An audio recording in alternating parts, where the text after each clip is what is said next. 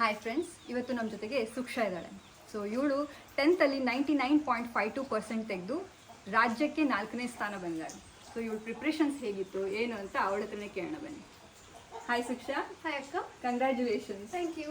So ಯಾವ ಸ್ಕೂಲಲ್ಲಿ ಓದಿದ್ದು ನೀನು? ನಾನು ಲೇಡಿ ವಿಕ್ಟೋರಿಯಾ ಹೈಸ್ಕೂಲ್ ಮಂಗಳೂರಲ್ಲಿ. ಸೊ ಓಕೆ, ನಿನ್ನ ಪ್ರಿಪ್ರೇಷನ್ ಹೇಗಿತ್ತು? ಲೈಕ್ ಏನಾದ್ರು ಟ್ಯೂಷನ್ಸ್ ತೊಗೊಂಡಿದ್ಯಾ, ಹೇಗಿತ್ತು? ಇಲ್ಲ, ಟ್ಯೂಷನ್ಸ್ ಅಂತ ತಗೊಂಡಿಲ್ಲ. ನಾನು ಸೆಲ್ಫ್ ಸ್ಟಡಿಗೆ ಜಾಸ್ತಿ ಇಂಪಾರ್ಟೆನ್ಸ್ ಕೊಟ್ಟಿದ್ದೆ. ಸೊ ಫಸ್ಟ್ ಡೇ ಇಂದಾನೆ ಎವ್ರಿ ಡೇ ಕನ್ಸಿಸ್ಟೆಂಟ್ ಆಗಿ 3 hours ಓದೋದ್ರಿಂದ ಲಾಸ್ಟಿಗೆ ನನಗೇನು ಟೆನ್ಷನ್ ಇರಲಿಲ್ಲ. ನಾವು ಯೂಶ್ವಲಿ ಕೆಲವು ಟಾಪರ್ಸ್ ಹೇಳೋದನ್ನು ಕೇಳಿರ್ತೀವಿ, ನಾವು ದಿನಾಲೂ ಏನು ಓದಲ್ಲಪ್ಪ, ಎಕ್ಸಾಮ್ ಹತ್ತಿರ ಬಂದಾಗ ಓದ್ತೀವಿ, ಒಳ್ಳೆ ಮಾರ್ಕ್ಸ್ ಬರುತ್ತೆ ಅಂತ.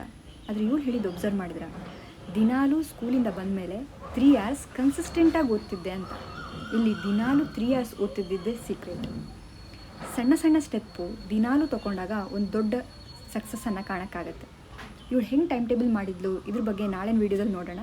ಆದಷ್ಟು ಈ ವಿಡಿಯೋನ ವಿದ್ಯಾರ್ಥಿಗಳಿಗೆ ಶೇರ್ ಮಾಡಿ.